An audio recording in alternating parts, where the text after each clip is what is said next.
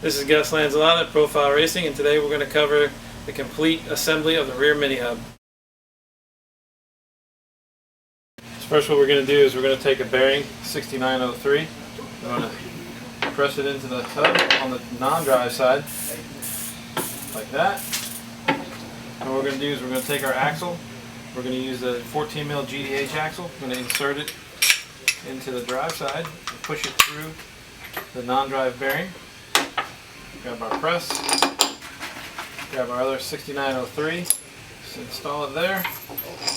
Take our press, we're going to press on it completely firm, so make sure the bearings are all the way down. Pull it out of our press here. And next what we're going to do is we're going to install this driver spacer. It's very important to have this driver spacer in there. So we installed that. We're going to take our driver and we're going to install our driver. We're using a 9-tooth tie driver for this application. Next, we're going to take our non-drive cone, install that on the non-drive side. Our non-drive locking nut. Screw that all the way down.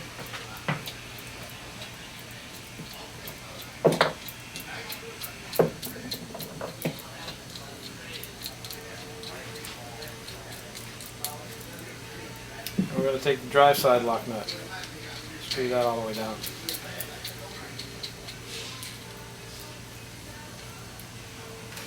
And typically what we'll do is we'll take a couple of sockets and we'll just tighten these jam nuts down firmly, and then after that is completed we will put these washers on